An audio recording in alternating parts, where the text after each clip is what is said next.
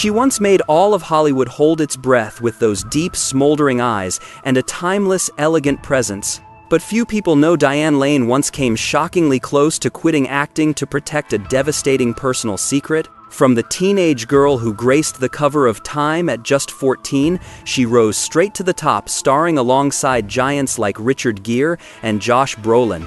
Yet behind the spotlights were tangled relationships, a controversial divorce, and private photos kept hidden for decades. So, what made millions of men fall hopelessly in love with her? The rare moments, the untold secrets. You won't believe what you're about to see in this video. Diane Lane was born on January 22, 1965 inches, New York City. Her mother, Colleen Lee Farrington, was a full-time Playboy model, but most evenings she spent singing in nightclubs. And perhaps that was the reason Diane fell in love with the entertainment world so early. Just 6 days after Diane was born, her parents already began to clash, arguing toward an almost inevitable divorce. In the end, they let Diane stay with her mother, a decision that seemed simple at the time, but ended up shaping a childhood full of wounds. Colleen loved freedom, loved traveling, loved the late nights singing her heart out, and somewhere along the way, she no longer wanted the responsibility of being a mother.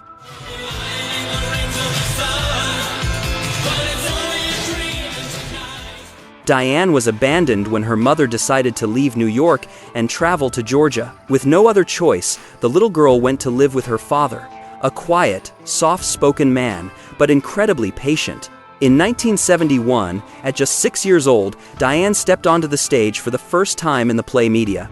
It wasn't just an experiment, it was a moment of destiny.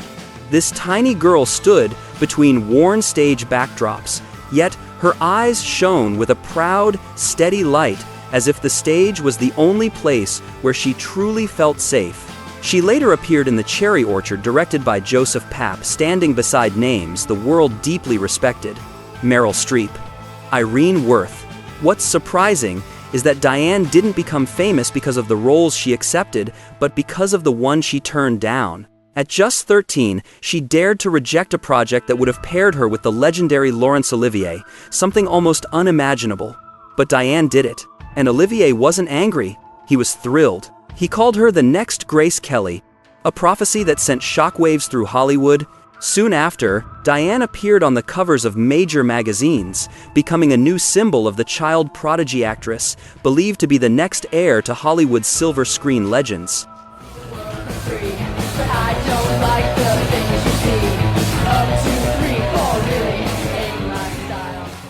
But while she was soaring on stage and in front of the camera, her school life fell apart. She hated school because school stole the time she needed to perform. Her grades plummeted, she lost focus, and amid her struggle to juggle childhood and fame, something strange happened. Her mother returned and secretly kidnapped her, not once but multiple times.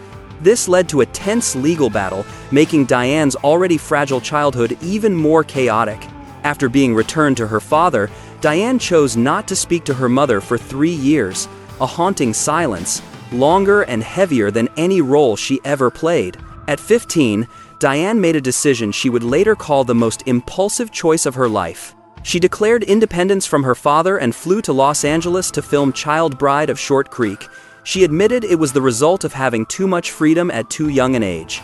In reality, Diane was running toward a sense of belonging, something she never felt at home, and certainly not at school. After a few months of trying out college, Diane walked away for good.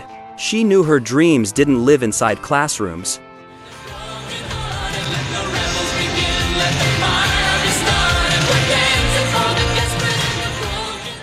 In the early years of her career, she appeared in several films such as Touched by Love, Cattle Annie and Little Britches, Six Pack, and especially Ladies and Gentlemen, The Fabulous Stains. These roles weren't blockbusters, but they were enough to make Diane a name to watch, a young actress who refused to stay in her comfort zone. But attention wasn't what Diane truly wanted. She longed for a role that would genuinely change her life. She craved a breakthrough, a chance to shed the label of child prodigy and emerge as a fully grown artist, respected for her craft and her own hard-earned talent. The turning point in her career came from 2 film adaptations of S. E. Hinton's novels, The Outsiders and Rumblefish. These films were like a doorway into a new era of young Hollywood, where names like Tom Cruise, Rob Lowe, Nicolas Cage, and Matt Dillon gradually rose into cinematic icons. In that electric atmosphere, Diane was seen as the undisputed female leader of the new Rat Pack generation, a title that was both glamorous and unbearably heavy. Just as her career was soaring, Diane found herself caught in a whirlwind of expectations and pressure.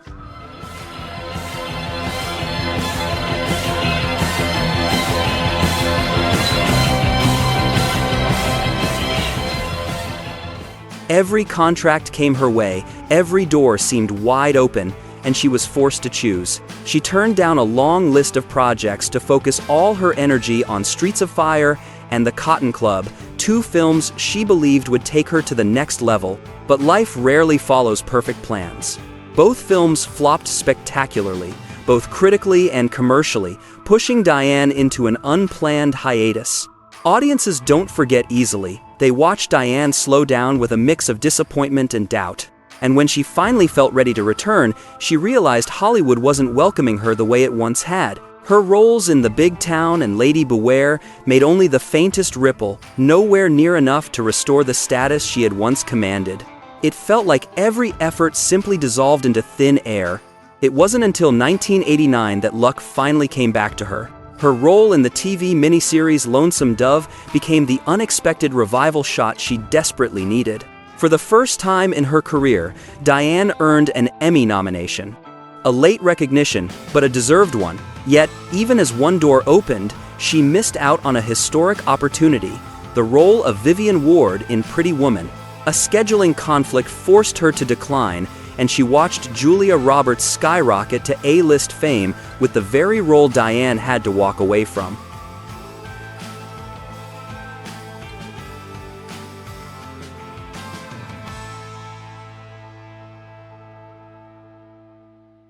By the late 90s, Diane was rebuilding her career step by step.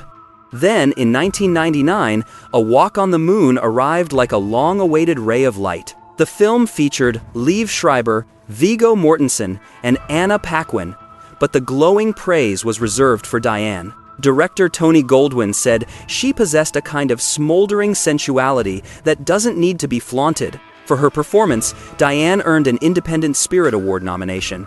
But all of that was merely the prelude to the biggest explosion of her career, Unfaithful, 2002. The steamy, emotionally charged thriller propelled Diane Lane into international stardom. Not only was it a box office hit, but it also earned her a wave of prestigious nominations: the Oscars, Golden Globes, the SAG Awards. Few people know the psychological toll the film took on her. Diane had to reshoot several intimate scenes, not because of technical issues, but because the emotional realism needed to be raw and unfiltered. The mental strain exhausted her, and she later admitted that those scenes cost her far more than audiences would ever see. The success of Unfaithful was a double-edged sword. It lifted her to new heights, but it also boxed her into the archetype of the tormented, lost woman.